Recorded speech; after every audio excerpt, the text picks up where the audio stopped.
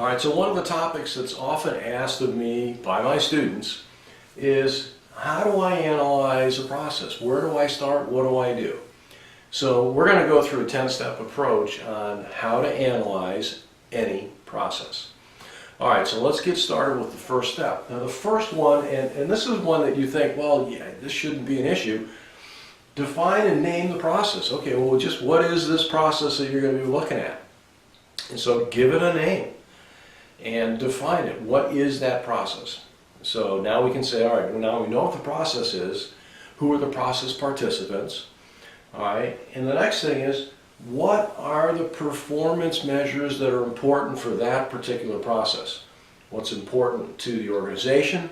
What is important to customers?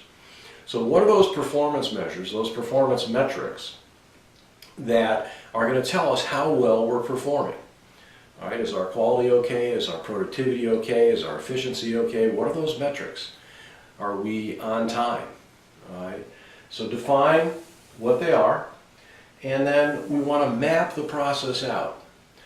All right, now generally to start off with, let's do this at a high level. You don't have to go into excruciating detail when you start coming out of the blocks on looking at analyzing a process.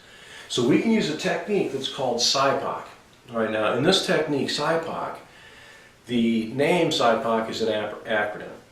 All right, so suppliers, all right, we want to make a list of those, provide us with inputs. Those inputs that they provide feed our process steps. Each process step generates outputs. Those outputs go to specific customers, which could be internal and external. All right, so SIPOC, suppliers, inputs, process, outputs, customers. And typically we keep this at a high level. So let's say 5 steps in the process. The step that's the beginning, the step that's the end, fill in 3 in the middle. And that's at a pretty high level. But what would be those 5 key steps in the process? And when we build the SIPOC, we get an awful lot of information. Who are the suppliers that give us the things that the process needs to perform? So what are those inputs that they provide? And what are the process steps that consume those inputs? Once they consume an input, what is it that they generate? What's that output that comes from that, and who does it go to? All right, so this gives us a really good understanding of our process, and it gives us a process map. It's not a value stream map. It's not a current state map. It's not a deployment process map. It's at a high level. I mean, yes, we could go into more detail if we needed to, but let's start here because we're really trying to analyze the process to get at what are some of the process variables that we need to get our arms around. All right, so next, collect some of that performance data. We said we're going to pick performance measures. All right, collect some of that performance data and set the baseline of performance. All right, so before we go fixing anything or changing anything, where is that process right now? How well is it performing? Are there good things? Are there bad things? What's that baseline of performance before we go changing anything? And the baseline also gives us the ability to measure if we make improvements. Or heaven forbid, we try something and it doesn't work and it starts to perform poorly. If we're monitoring and measuring performance measures, we're going to be able to tell very quickly that we've done something that's not in the best interest of the process.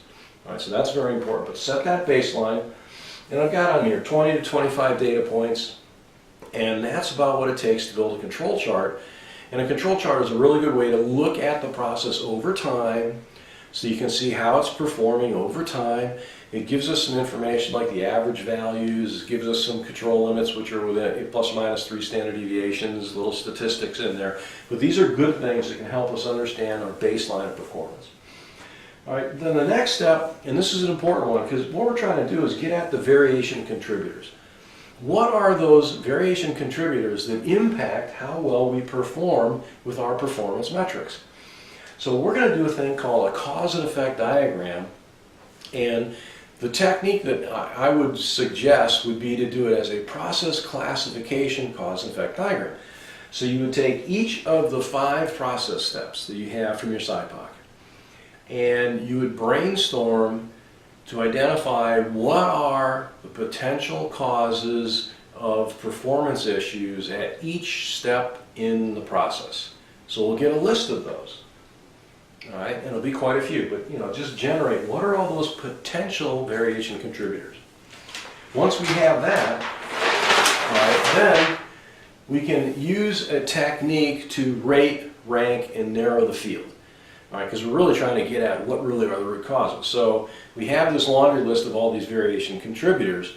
We can use this thing called the NGT, or nominal group technique, to allow the process team, the process owners, the process participants, to take a look at those variation contributors, give them 3 or 5 votes, and put the sticky dots on the variation contributors that they think are the most significant. All right, and you would do that for each of the 5 process steps. So that should narrow the field down to help us identify the root causes, because that's really what we're trying to get at, is what are those real root causes of why we have performance issues. All right, then the next thing is, what are some things that we can do to test to see if that really is a root cause or not? So these are hypothesis tests. So we try something, we turn something on, we turn something off. We try a different adjustment, and where were we? And where do you think we ought to be? See what happens. But in all cases, we're going to collect performance metric data so that we can analyze that and review it from the standpoint of, did that change make a difference or not? When we find the ones that make a difference, now what we've done is we have validated the root causes. All right, so then, next step, define, prioritize, and plan the corrective actions. All right, we put together a detailed corrective action plan, we implement that plan, and then here we are again with performance measures. We're monitoring the process performance to validate that the corrective actions actually did what we thought they were going to do. It actually helped improve the process. Because heaven forbid that we put something in place that doesn't work. If we're monitoring process performance, we're going to be able to identify very, very quickly that it's not working, so that we can try some of the other corrective actions that we have in our plan.